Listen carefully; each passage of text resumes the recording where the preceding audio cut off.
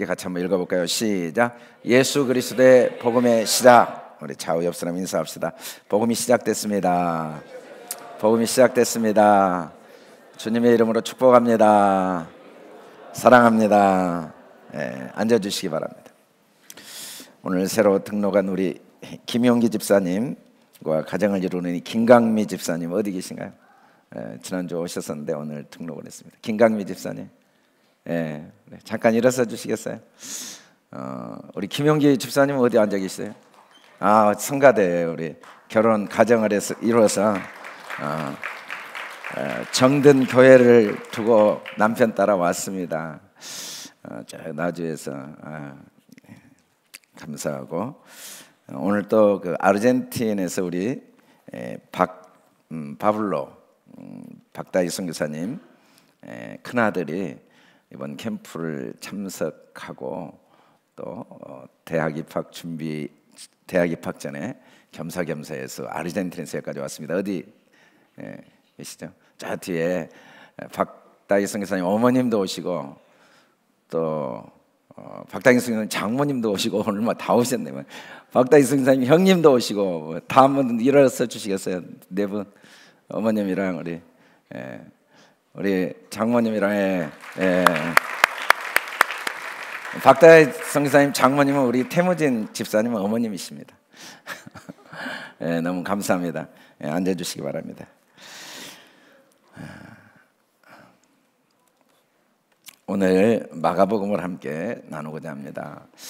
복음이란 말은 유앙겔리온이란 말은 원래 특별한 의미를 가지고 있는데 전쟁의 승리를 선포했죠. 이때 복음이란 단어를 썼고 또 의무와 채무가 면제되고 사면될 때 또는 뭐 새로운 왕의 주기 선포 또 기념일 제정 선포 이럴 때 이제 복음이란 유앙겔리온이란 단어를 썼는데 성경에서 복음을 사용할 때는 예수님의 구속 사역에 사용했습니다. 사복음서는 예수님의 사역이 왜 우리에게 영원한 참된 승리의 선포인가? 왜 모든 사면과 채무 면제의 소식인가? 왜 우리의 왕의 출생과 즉위의 선포인가? 또 우리의 영원한 희년 축복의 날의 선포인가를 잘 설명해 주는 말씀입니다. 복음서는 사복음서 마태, 마가, 누가, 요한복음이 있습니다. 마태복음은 왕으로서 예수님, 마가복음은 종, 누가복음은 사람, 요한복음은 하나님으로서의 모습을 보여주고 있죠. 대상도 유대인, 로마인, 헬라인, 세상. 또 특징도 애언성취, 또 종으로서의 행적, 또 사람의 일생을 사건을 통해 자세히 기록한 누가복음, 또 기독교 복음의 핵심인 교리 중심의 그 특징이 다릅니다. 그래서 마태복음은 계시적이죠. 구약이 계시된 게 성취된 거고, 마가복음은 현실적이고, 누가복음은 사실적이고, 요한복음은 영적이고, 단어도 마태복음은 이루어졌다가 중심입니다. 그리고 마가복음은 종으로서 곧 어떻게 섬기셨는가, 누가복음은 인자, 그리고 요한복음은 믿음이란 단어가 핵심 단어죠. 마태는 매국노였습니다. 레위였는데 제사장, 요즘으로는 목사 가문이었는데 매국노, 나라를 팔아먹는 로마 앞잡이 세리였죠. 마가는 부잣집의 아들이요, 베드로와 함께한 선교사, 베드로의 수제자로 알려졌고, 누가는 의사인데 바울과 함께 일생 선교를 했죠. 그리고 요한복음의 요한은 어부였습니다. 이 네 복음서를 왜 주셨을까? 하나님은 우리가 하나님을 안다는 건 우리 힘으로는 다 알 수가 없어요. 하나님의 모습을 우리가 아무리 완벽하게 봐도 앞에 있으면 앞면밖에, 뒤에 있으면 뒷면밖에, 옆에 있으면 옆면밖에 못 보죠. 그래서 우리는 서로의 다름을 존중해야 된다는 거죠. 언약의 증거로 무지개를 주셨는데 이 무지개가 왜 아름답냐면 다양성 속에 아름다움이 있다는 거죠. 하나님의 언약 백성의 가장 큰 특징은, 복음을 간직한 언약 백성의 가장 큰 특징은 존중과 배려입니다. 우리가 복음이 들어오면 첫 번째 나타나는 게 서로의 다름을 존중하게 되죠. 틀렸다는 말을 하지 않고 이해하고 용납하고 존중하고 배려하고 격려하는, 이게 하나님의 복음이 우리 안에 들어올 때 나타나는 특징, 이 사복음서의 특징과 똑같습니다.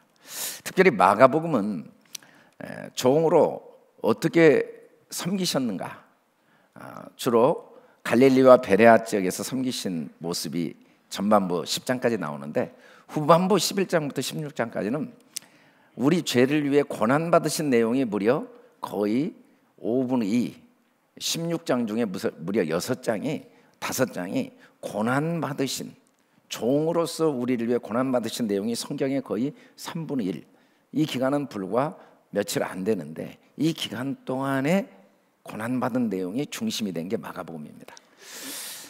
이스라엘은 우리나라 원래는 전라남도만한 땅이에요. 지금 좀 커졌죠. 저기 네게부 광야를 이집트에서 1967년 7일 전쟁 때 빼앗아서 땅이 좀 넓어져서 지금 전라남북도 크기만 하지만 실제로 사람이 사는 곳은 이 전라남도보다 작습니다. 굉장히 작은 땅이에요.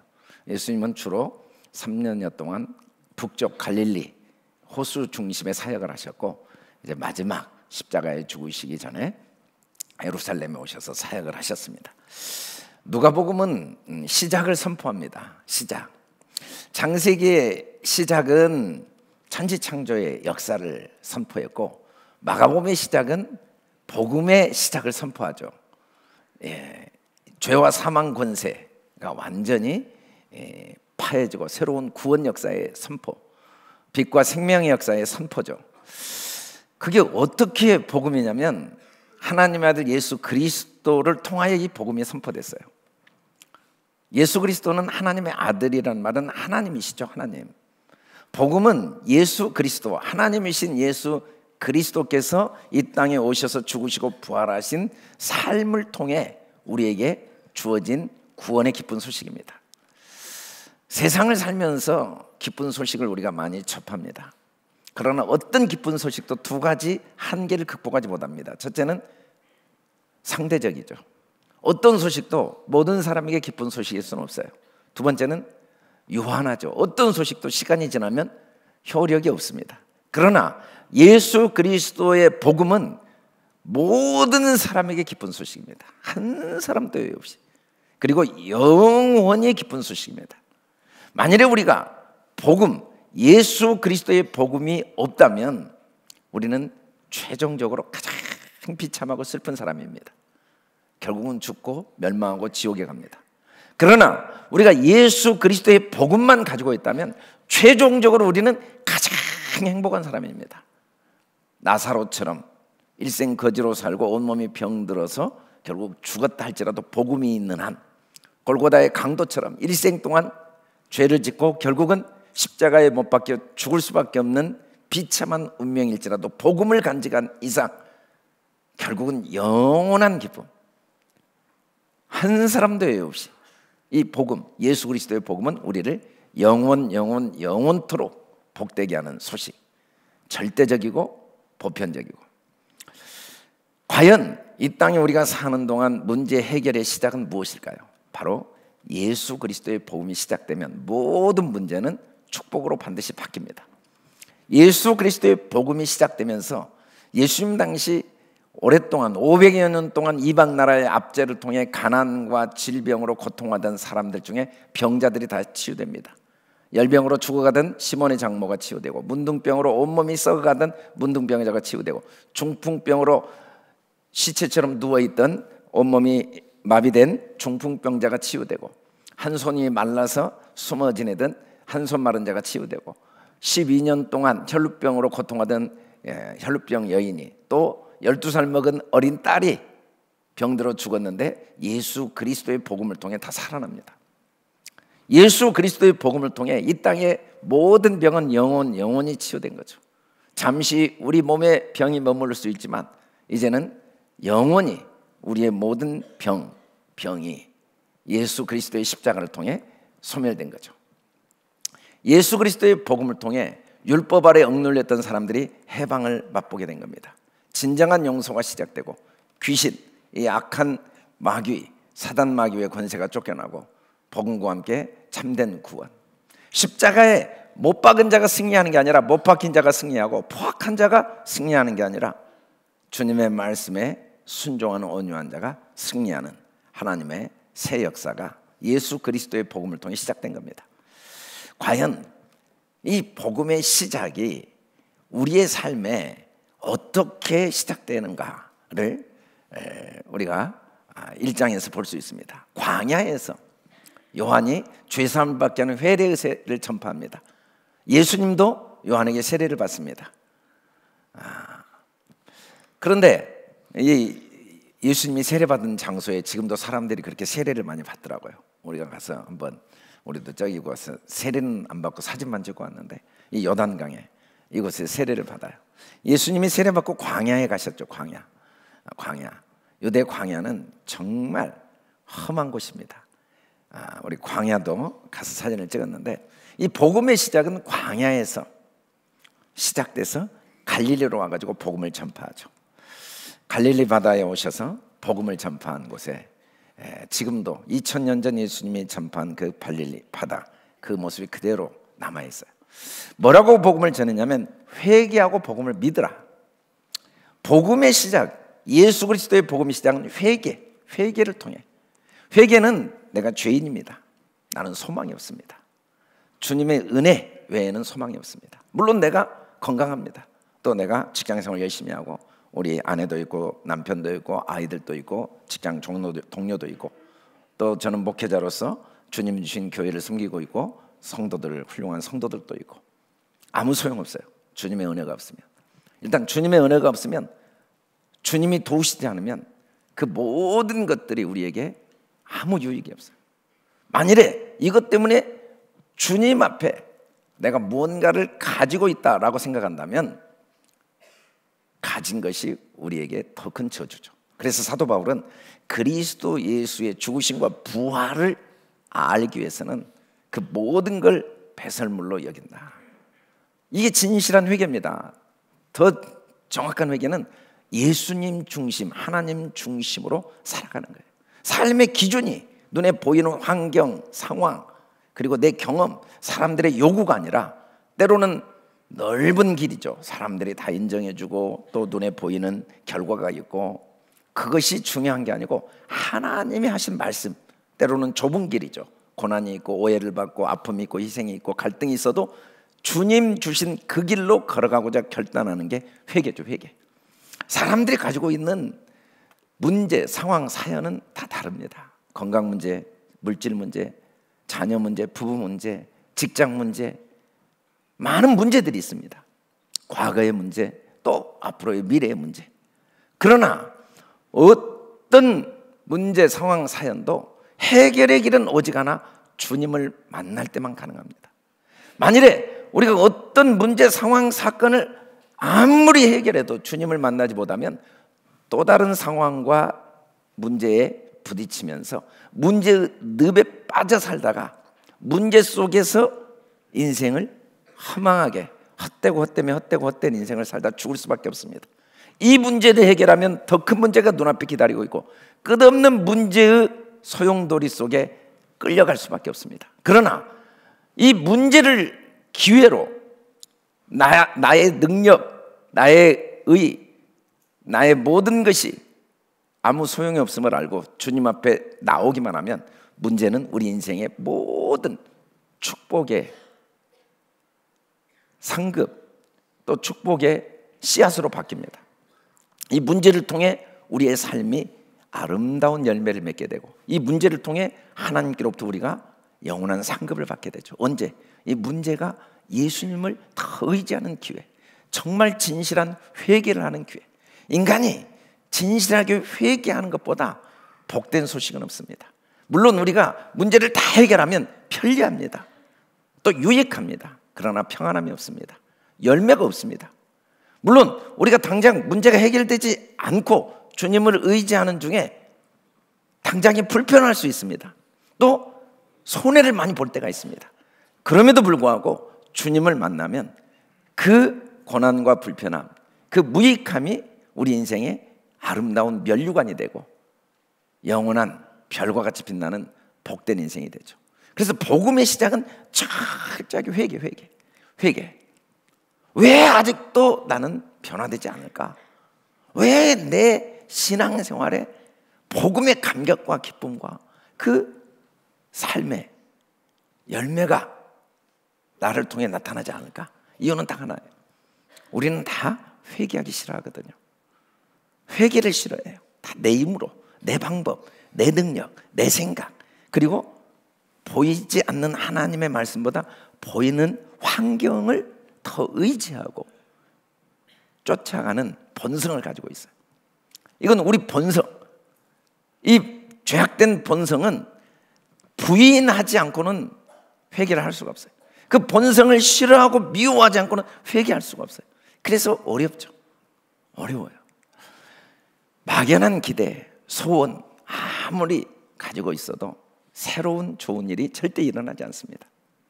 내가 저지른 일인데 내가 책임져야지, 내 힘으로 내 문제 내가 해결하려고, 절대로 이런 교만한 마음으로는 새로운 시작, 그리스도 안에 있는 복음의 참된 기쁨과 능력을 맛볼 수가 없습니다.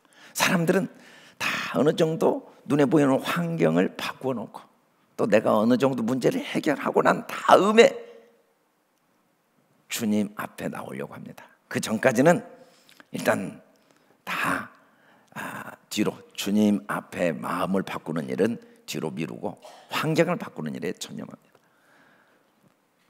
그러나 어떤 형편이든지 회개하고 예수님을 만나면 그때부터 새롭고 살 길이 열리고 문제는 해결되어 있게 되어 있습니다.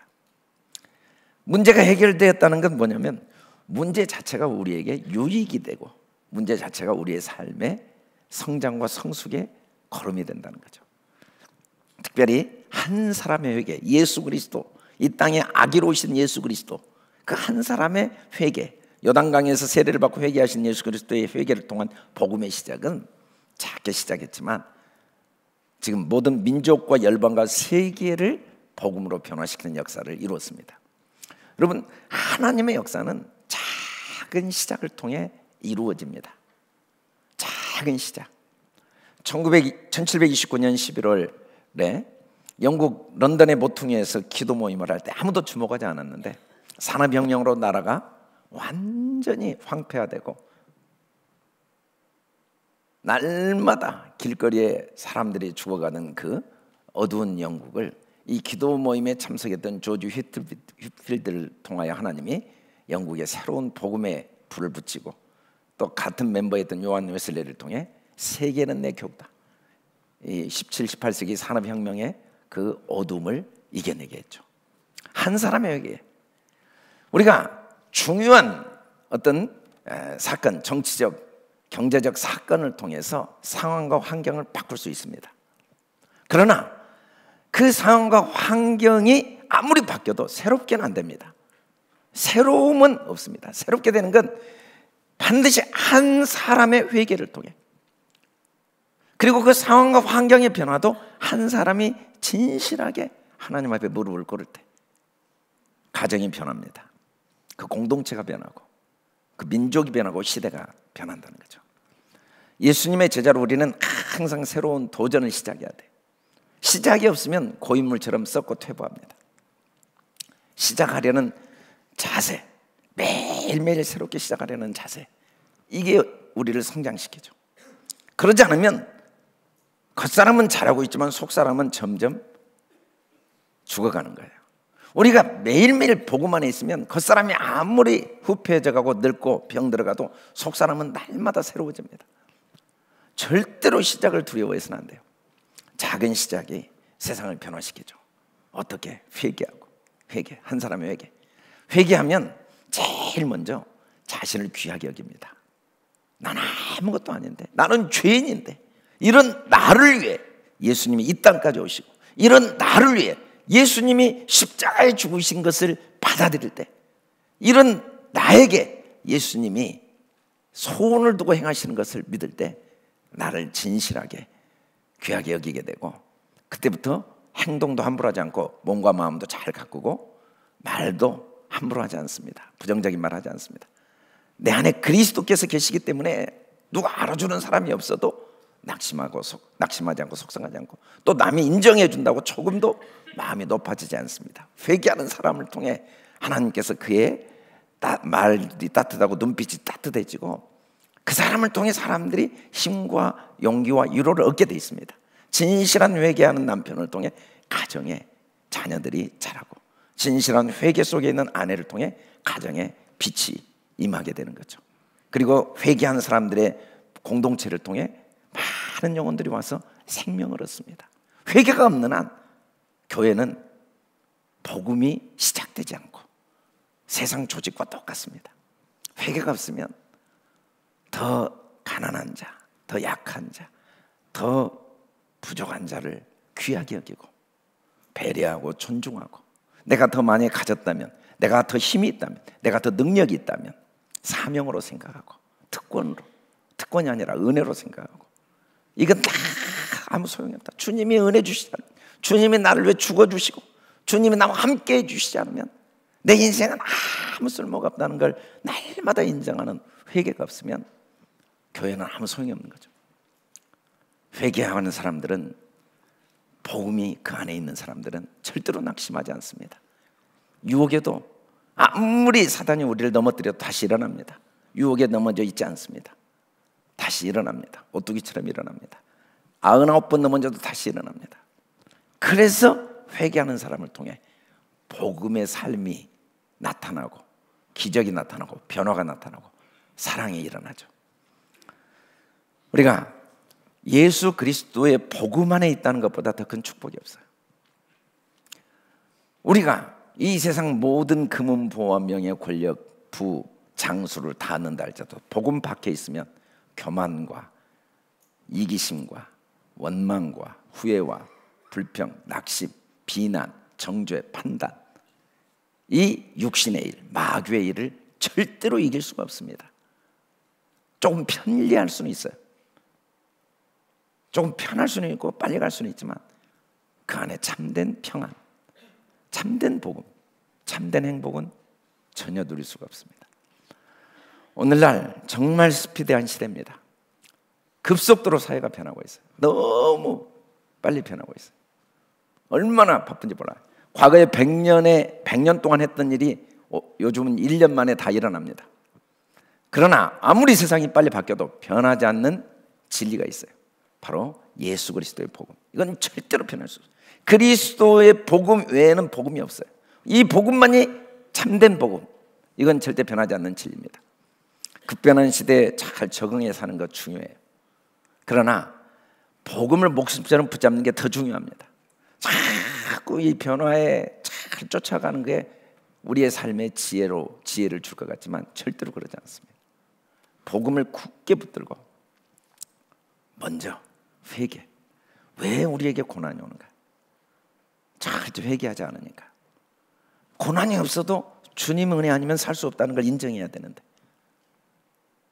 고난이 없으면 전혀 복음의 시작이 안 돼요.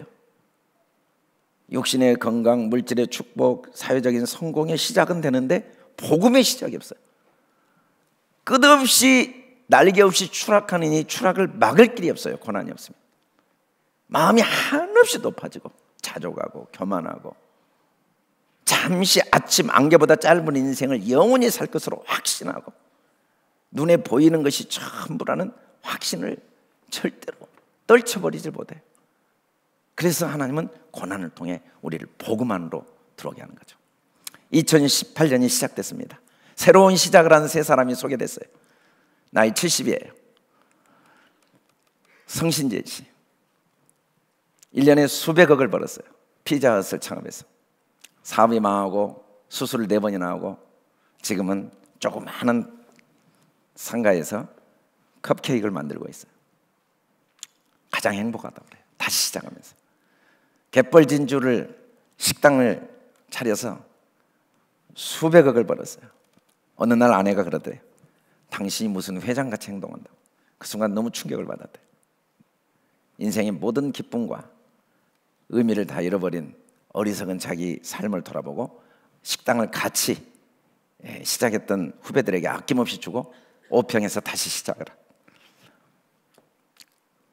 이 브랜드로 세계적인 기업을 하다가 사회적 기업을 맡아서 망했어요.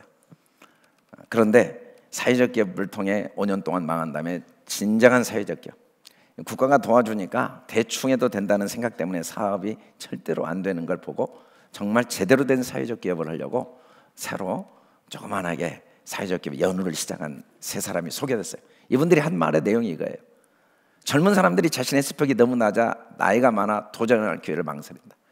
꿈을 포기하고 되는 대로 살지 뭐. 이게 제일 안타깝다는 거예요. 평범하게 사는 건 대충 사는 게 절대 아니다. 평범하게 산다는 건 뭐냐면 순간순간이 얼마나 소중한가를 알고 결과와 상관없이 매일매일 새롭게 도전하고 시작하는 것. 이게 정말 중요하다는 이야기를 했어요. 여러분, 우리가 시작해야 됩니다. 도전해야 돼요. 아멘. 콩나물에 물을 주면 다 빠져버립니다. 아깝죠. 그래서 콩나물이 건강하고 맛있고 잘 자랍니다. 그 물이 아깝다고 그릇에 물을 담아놓고 콩나물을 그곳에 두면 콩나물은 썩어버립니다. 우리는 매일매일 뒤를 볼 필요도 없고 앞을 염려할 필요도 없고 새로운 시작을 해야 돼요. 시작. 진실한 시작. 이 시작이 제일 중요하죠. 복음의 시작, 특별히 복음의 시작. 세상도 도전하고 시작하지 않으면 성장과 발전이 없는데 하물며 복음의 시작은 어떻게 시작됐습니까? 예수님은 매일 어떻게 시작했냐면 새벽 밝기 전에 한적한 곳에 가서 기도하셨어요. 모든 인생의 정말 중요한 문제는 만남을 통해 좌우된다고 합니다. 이 만남이 얼마나 중요한가. 부모를 만나고 스승을 만나고 친구를 만나고 만남을 통해 모든 일이 이루어지죠. 하물며 예수님, 하나님의 아들을 만나면 그 인생이 얼마나 복된 인생이겠습니까? 그런데 문제는 우리는 주님을 만나는 사람들인데 그 만남의 지속이 유지되느냐 안 되느냐예요.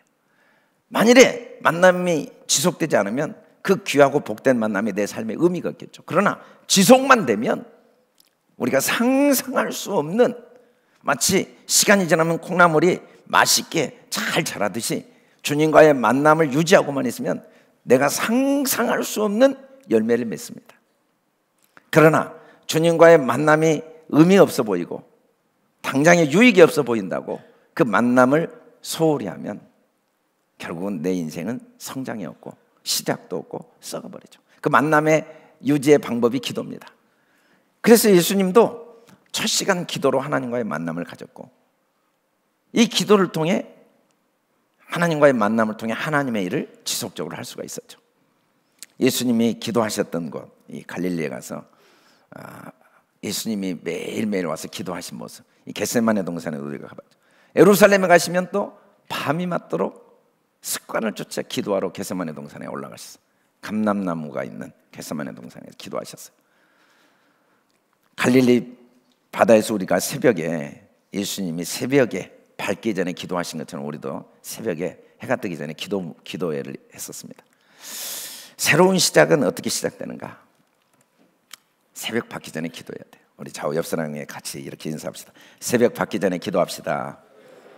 새벽 밝기 전에 기도합시다. 물론 새벽에 기도하면 피곤합니다. 또 하루 리듬이 깨집니다. 그러나 습관이 되면 괜찮아요. 물론 과정은 힘들지만 기도할 때 새로운 시작을 할 창조적인 힘이 거기서 나옵니다. 많은 사람들이 불행한 이유는 기도 시간이 너무 없기 때문이에요. 진짜예요. 다른 이유는 하나도 없습니다. 너무 바빠서. 아무리 어려운 일이 있어도 기도하는 사람에게는 반드시 길이 열려요. 아무리 중요한 일이 많아도 기도보다 중요할 수는 없어요. 바쁘게 살아왔어요. 또 앞으로도 바쁘게 살 거예요.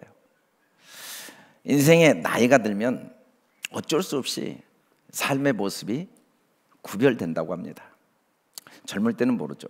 나이가 들면 성공한 사람이건 실패한 사람이건 나이가 들면 불행한 사람과 행복한 사람, 또 나이가 들어서 더 삶이 깊은 열매를 맺고 또 영향력을 끼치는 사람, 나이가 들어서 영향력이 다 없어져 버려. 레임덕이 와가지고 돈도 있고 명예도 있고 권력도 영향력이 없어져 버린 거예요.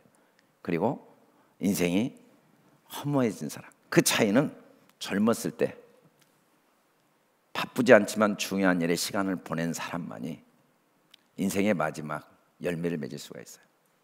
아무리 중요해도 바쁜 일을 쫓아간 사람, 결국은 헛되고 헛되며 헛되고 헛되니 모든 게 헛됩니다. 아무리 바빠도, 지금 아무리 급하지 않아도 중요한 일은 꼭 해야 돼요. 그게 바로 기도예요. 사람들은 바쁜 일을 쫓아가요. 다 그 길을 쫓아갑니다. 그래서 남는 게 뭔가? 나이가 들면 인생이 참 영향력이 없어집니다. 가정에서도, 직장에서, 사회에서도. 또 무엇보다 내 안이 텅 비어 있습니다. 그러나 아무리 당장 급하지 않지만 정말 중요한 일이기 때문에 주님과의 만남은 하루도 놓칠 수가 없거든요. 이보다 중요한 일이 이 세상에 없어요. 급한 일이 너무너무 많죠. 중학교, 고등학교, 대학교, 직장, 결혼, 뭐 끝없이 급한 일이 있어요. 아무리 급해도 이보다 급한 일은 없어요. 새벽 받기 전에 기도한 일보다. 바쁠수록 돌아가라고 그랬어요. 그래서 바쁠수록 기도해야 돼요. 바쁘기 때문에 기도해야 돼요. 바쁘기 때문에 기도하지 않으면 인생이 소모돼요. 인생이 길을 잃어요.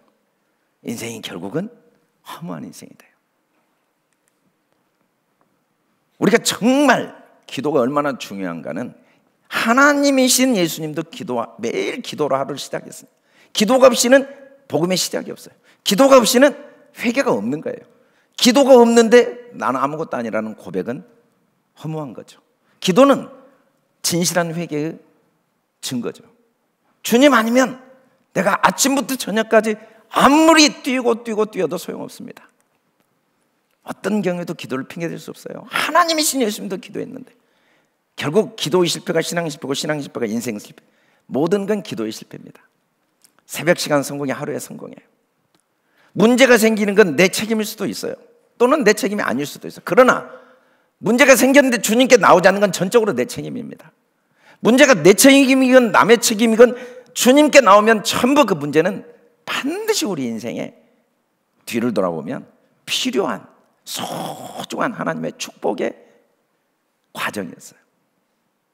그 문제를 통해 하나님이 내가 상상할 수 없는, 내가 꿈꾸지도 못했던, 내가 도저히 이룰 수도 없는 놀라운, 크고 놀라운 일을 이루시는 거죠. 그래서 우리 새벽 받기 전에 기도해야 돼요. 신년맞이 전교인 기도회를 3주 동안 가지려고 해요. 새벽에 제가 3주 동안 마가복음 중심으로 말씀을 전하려고 합니다. 저녁에는 우리 학생들 중심으로 말씀 전하고 제가 기도해요. 사실 너무 감사하죠. 우리가 이렇게 3주 동안 기도할 수 있는 캠프를 하나님이 허락하신 거. 예수님은 기도 끝난 다음에 제자들 나를 따라오라고 하고 그 제자들과 함께 뭐라고 했냐면 전도하러 내가 왔다. 그리고 전도하러 다닐 때 사람들이 어마어마하게 몰려들었어요. 이 가버나움에서 전도할 때, 가버나움에서 전도를 할 때 사람들이 너무 많이 몰려오니까 지붕을 뚫고 구멍을 내고 왔어요. 지붕을 뚫고. 예수님이 지붕을 뚫어버린 사람들을 보고 다 욕을 하는데 믿음을 보시고 죄사함을 선포하시고 일어나 걷게 한 거죠. 지붕을 뚫고라도 말씀을 들어야 돼요. 이보다 중요한 일이 없으니까. 아르헨티나에서 여기까지 왔잖아요. 캠프를 참석하려고. 제가 가버나움에 가봤어요. 지금 그 터가 그대로 남아요. 예수님이 그때 가버나움 회당에서 가르치신 그 돌과 그 장소가 그대로 남아있더라고요. 우리가 그곳에서 사진 찍었는데 그곳에서 말씀을 가르쳤을 때 사람들이 얼마나 많이 왔든지 들어갈 데가 없으니까 문을 뜯어버린 거예요. 우리는 지붕을 뚫고 말씀을 들어야 돼요. 사실 14번째나 하가다 캠프를 해요. 어떻게 여기까지 왔겠어요? 여러분들 도움이 없으면 상상도 못하죠. 진짜 하나님의 특별한 은혜였고 여러분들의 도움으로 얼마나 많은 사람이 왔다 갔는지 헤아릴 수가 없어요. 이번에도 아르헨티나부터 시작해서 전국에서 몰려와요. 모든 것은 하나님의 역사 방법은 집중을 통해 하나님이 하십니다. 우리 교회는 어찌됐든 때로는 뭐 생각도 다르고 또 여러 가지 상황도 다르지만 하나님이 현재가 중요하잖아요. 하나님이 현재 세우신 담임 목사님의 관심에 집중을 해야 돼요. 전 세계에서 몰려오고 전 세계를 다니면서 하는데도 이 귀한 역사에 한 번도 아니고 14번이나 됐는데도 아직도 이걸 광고하거나 이걸 권면한다는 건 우리가 가정에서도요, 최소한 아무리 아버지가 부족하고 무능하고 능력이 없어도 그래도 중심은 아버지일 수밖에 없어요. 뭐 다른 아버지가 아무리 훌륭하다고 그거 따라다니면서 배워서 뭐 남는 게 있겠습니까? 여러분들이 그동안 격려해 주시고 함께 해 주셔서 하나님이 이 말씀을, 지붕을 뚫고 말씀을 듣는 역사, 하루의 말씀을 읊조리면서 다음 세대를 세우는 이 하나님의 역사가 우리 교회를 통해 열방과 세계에 전해지고 있어요. 저는 우리 교인들이 이번 3주 동안만큼은 지붕을 뚫기를 바라요. 우리는 몸을 관리하는데 물질을 사용해야 돼요. 그 물질을 아끼는 것보다 어리석은 게 어디 있습니까? 옷을 잘 입는데 물질을 사용해야죠. 그보다 어리석은 게 어디가 있어요? 옷을 함부로 입고 다녀요. 그 돈 아껴서 뭐 하게요? 공부를 하는데 물질을 사용해야 돼요. 놈 팔고 집 팔아서 공부해야죠. 돈 쌓아두면 뭐예요? 그래서 우리는 옷을 입고 건강을 챙기고 음식을 먹고 배우는데 돈을 아끼지 않아요. 그러나 그게 다 중요한 일이지만 어디까지나 그건 이생의 유익이 있습니다. 내세의 유익까지 있는 건 하나님을 예배하고 하나님께 마음을 드리고 시간을 드리는 거예요. 우리는 하나님을 예배하는 일, 하나님께 시간을 드리는, 물질을 드리는 일은 어떤 경우에도 아까워하면 안 돼요. 더 못 드려서 아쉬울 거예요. 왜? 영원히 내 거니까. 어떤 것도 내 것으로 남을 수가 없어요. 아무리 내가 비싼 옷을 사 입어도 이게 내 것이 아니에요. 아무리 좋은 음식을 먹어줘도 내 몸이 아니에요. 이 몸은 흙으로 돌아가 보여요. 아무리 많은 지식을 배워도 내 게 아니에요. 다 땅에서밖에 필요하지 않아요. 그러나 우리가 하나님을 예배하고 하나님께 기도하고 하나님을 섬기고 캠프를 하는데 시간을 들이고 물질을 드리는 건 어떤 허비여도 허비가 하나도 없어요. 단 하나도 절대로 헛되지 않고 영원히 내세까지. 그래서 우리 자녀들에게 철저하게 눈에 보이는 결과, 세상에서도 수십 년에도 결과가 없어도 또 할 수밖에 없는 게, 수십 년 먹어도 또 몸이 약해져도 또 먹을 수밖에 없는 게 음식이에요. 아무리 공부해도 결과가 안 나와도 또 돈을 들여서 공부를 해야 되는 게 세상이에요. 결과가 없어도 해야 돼요. 하나님의 역사는 결과가 없어도 하지만 없는 게 아니라 반드시 있어요. 잠시 눈에 보이는 결과가 없어 보이지만 절대로 결과가 없을 수가 없어요. 우리 향기 가족들만큼은 지붕을 뚫고 말씀을 듣는 일에 최우선을 둬야 돼요.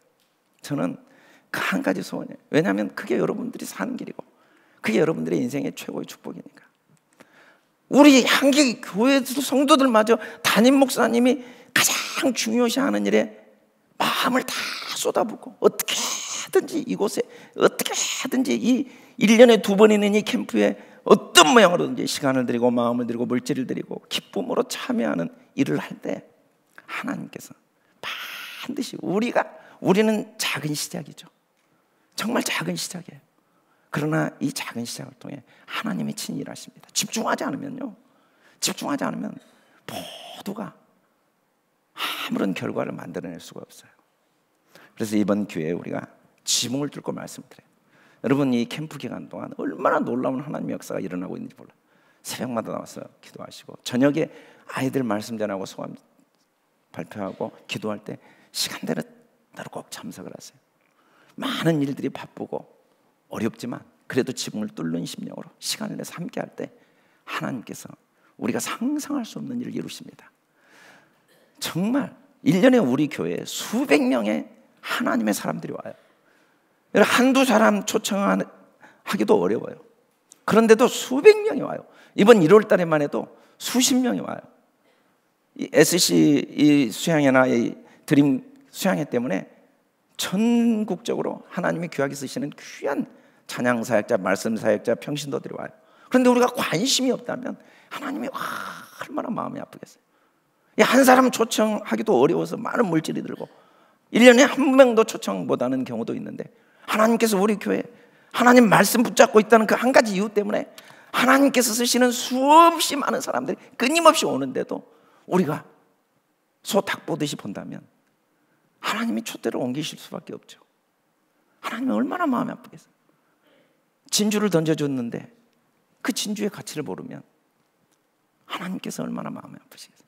그래서 우리는 지붕을 들고 말씀을 듣는 그런 소원이 있어야 돼요. 말씀을 들으면 주님께 우리가 가까이 가는 겁니다. 신앙생활은 딱 하나예요.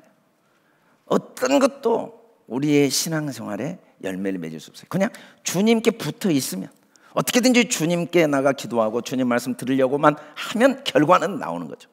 내 힘으로 아무리 머리 쓰고 계획 세우고 노력하고 애쓰고 힘쓰고 온갖 걸 다 해도 열매는 없습니다. 뿌리에서 영양분이 공급이 안 되는. 신앙생활은 딱 하나예요. 끊임없이 기도하며, 그러면 성령이 비둘기같이 임하고 하나님의 음성이 들려요. 세상 무엇도 빼앗을 수 없고 이길 수 없는 평안과 자유와 기쁨과 소망과 여유와 능력을 주는 하나님의 음성. 너는 내 사랑 아들이다. 내가 너를 기뻐한다. 그러지 않으면 마귀의 음성이 우리를 완전히 도둑질하고 죽이고 멸망시켜버려요. 모든 물은 높은 곳에서 흐르듯이 하나님의 사랑과 은혜는 겸손한 자에게 흐릅니다. 하나님은 질서의 하나님이에요. 우리 교회는 학가다 교회예요. 실컷 좋건 나오고 막건 여기에 시간을 들이고 물질을 들이고 마음을 들이고 여기에 온 힘을 다해 쏟고 있으면 하나님이 위로부터 친히 예비하신 모든 은혜를 줘요. 때로는 아픔도 있죠. 지붕을 뚫을 때 오해도 받죠. 때로는 희생도 따릅니다. 그러나 여러분, 우리가 세상에서도 수없이 많은 시행착오, 아픔과 희생이 있어도 그게 다 디딤돌이 되어서 세상에서도 열매를 맺어요. 하물며 하나님의 일에 한 가지도 주 안에서 너희 수고가 헛되지 않는다는 주님의 약속이 있는데 우리가 왜 가다가 멈춥니까? 왜 우리가 가다가 머물 겁니까? 왜 우리가 가다가 좌우를 봅니까? 우리는 끝까지 앞을 향해 전진해야 돼요. 기도와 말씀을 가까이 하는 사람 때문에 가정이 사는 겁니다. 교회가 살고 나라와 민족이 살아나요. 오늘 우리가 본 영상에서 수술 비용이 없어서 감당할 수가 없어서 이제 산소호흡기에 의지해서 힘겹게 살아가고 있는 이 여자를 보고 존이라는 학생이 눈물을 흘리고 기도를 했어요. 그가 한 일은 기도밖에 없어요. 그리고 구걸해서 모은 돈을 줬어요. 물론 그것도 받지도 않았어요. 그런데 이 일을 통해 2억 원이 모이고 병이 치료되고 이 존은 입양이 됐어요. 여러분, 그냥 오늘 하루 새벽을 깨어 기도하고 오늘 하루 지금 내가 할 수 있는 일에 집중하면, 최선을 다하면, 마음을 다하고 뜻을 다하고 힘을 다하면, 뒤를 돌아보면서 힘을 빼면 안 돼요. 앞을 생각하면서 힘을 빼면 남겨두면 안 돼요. 오늘 주님의 뜻을 분별하고 오늘 주님이 원하시는 뜻을 쫓아 기도하고 말씀 앞에 순종하여 최선을 다하면 하나님이 이 영혼을 모이게 해요. 물론 그 돈 받지도 않았는데도 그 작은 시작을 통해, 작은 시작, 우리는 전부 지금 눈에 보이는 결과가 작은 시작이었다는 걸 정확히 알아요. 교회를 작은 시작, 몇 사람이 기도하면서 이 교회가 시작됐어요. 몇 사람이 모여서 말씀을 읊조리면서 이 교회가 시작됐어요. 이게 학가다 운동이 시작됐어요. 몇 사람이 모여서 말도 안 되지만 하나님 말씀에 생명을 걸고자 하는 사람들 통해 수없이 많은 졸업생들이 나왔어요. 그리고 여러 수백 개 교회와 여러 나라의 말씀을 통한 다음 세대에 대한 소망을 줬어요. 우리가 할 수 있는 일이 뭐예요? 지금 주어진 환경 아무도 알아주지 않고 교실 한 칸에서 지금 할 수 있는 일에 온 힘을 다할 때, 지금 한 사람을 진심으로 존경하고 사랑하고 지금 현재 주어진 일에 진심으로 감사하고 지금 할 수 있는 일에 최선을 다할 때, 그게 복음의 시작이죠.